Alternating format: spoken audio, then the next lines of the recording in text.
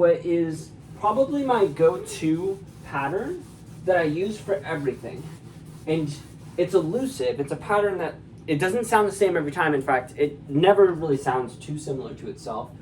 But the idea is trying to come up with something that is always going to sound a little bit confusing, but there's enough repetition to where you can grasp it pretty quickly.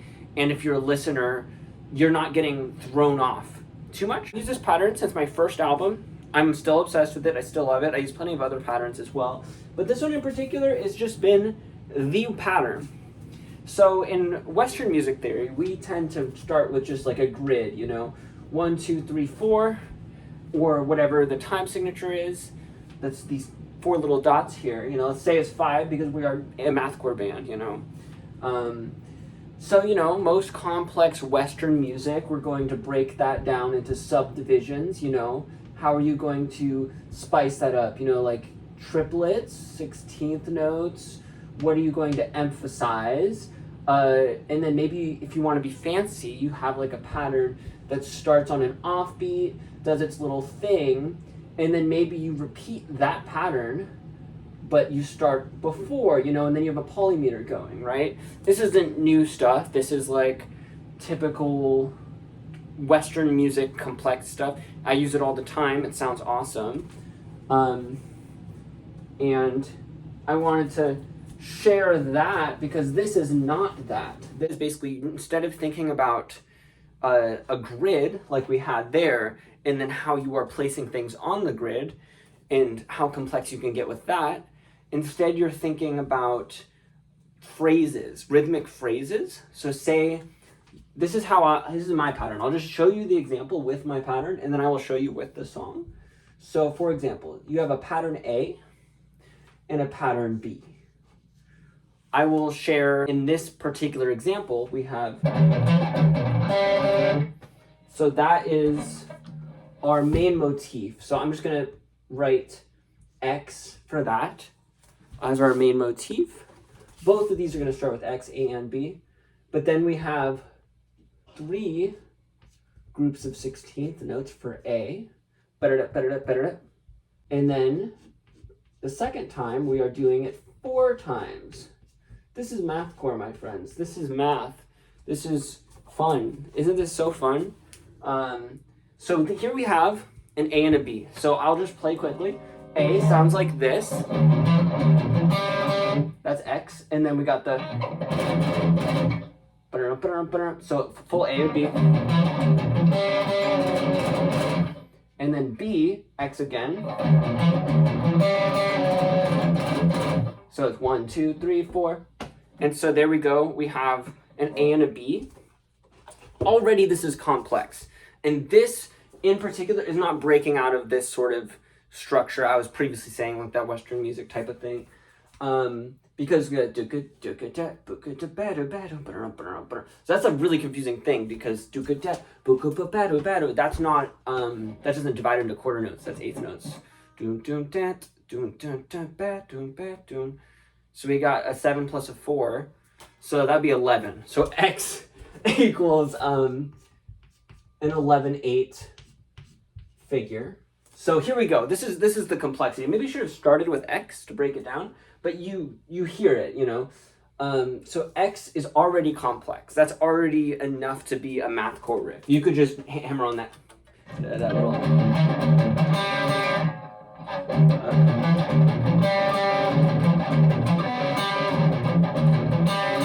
You could just go crazy on that for a while. The drums doing some shit, It's already mathcore. It's already wild. It's already progressive and weird. And then you could add those 3 16th notes and 3 8th notes, 3 quarter notes broken up into 16th notes. With that,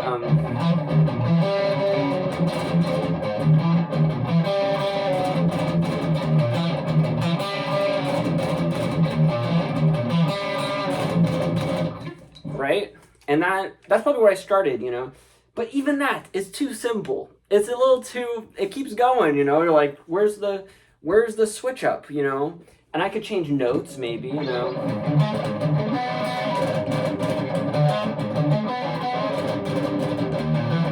And that'd be cool, you know, give it some harmonic movement. But I want to emphasize the rhythm here. This is a rhythmic project. This is a rhythmic song. This is the breakdown. We just had a fancy little melodic section before this. So instead, I opt for doing what I use on a lot of my songs.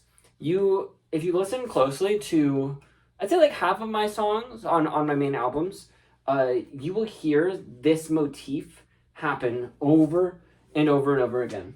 And what it is A, B, A, B. And the reason I do this is because it is never going to metrically be a 4. So you're never going to feel the 1 naturally. You have to listen and you have to figure out where this 1 is, you know, because usually your ears are primed to think that this is going to be a B. You're thinking buka bat buka kabado bado better better better buka bat buka dado dado better better better better buka dado dado better better better buka dado dado better better better better. That's what you'd think would happen, because that's what we're used to. You're used to thing A, thing B, thing A, thing B, back and forth, you know, nothing too crazy. But then you get thing A again, and then you get thing B. And it makes for this infinitely confusing, yet infinitely you feel like you're about to get it type of rhythm. It's always on the verge of being grasped. And then once you get it, it's the simplest thing ever. Like, for me personally, this is like my go-to for everything. So I'm used to it. I'm used to just being like, oh, this is just another A, B, you know? And a lot of my examples, sometimes I'll swap, you know, I'll do A, B, B, A, B, or A, B, A, B, B. But the main idea is just having that sort of, you know, group of five phrases. 5 phrases with 2 variations. And that is what I use for, like, half of my songs is breakdowns or a riff in there, you know.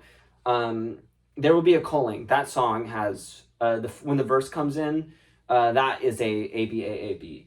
Can't remember how it goes off the top of my head.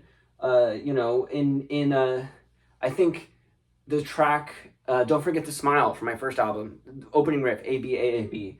I could create a comprehensive list, you know, and like share that. And I will be making more videos like this for other songs, but I wanted to show this because this is something that you can use for infinitely groovy, complex, hypnotic riffs that are just really fun. So, you know, to play the full motif, or full thing, and this happens probably 8 times. I'm gonna play this real quick so you can hear it. I'm gonna play it 4 times. Why not? I'm gonna play it 4 times. So.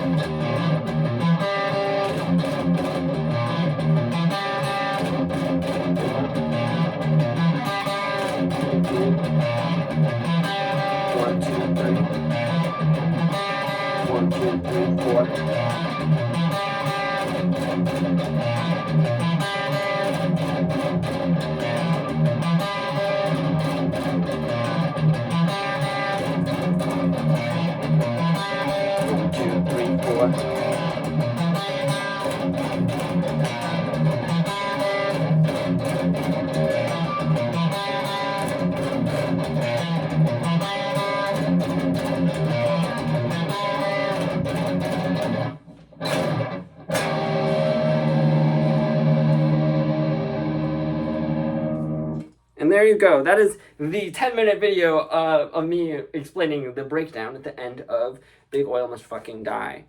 I'll make more of these. There's more complex shit in this song. Like, you got the section before, which has like a... That's not the actual notes record, but that sort of rhythm. Confusing, complex. I could break that down. I'm not going to. This is already 10 minutes long. Thank you so much for watching this video.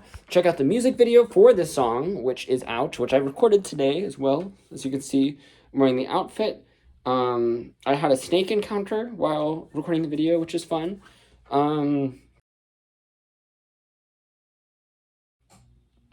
So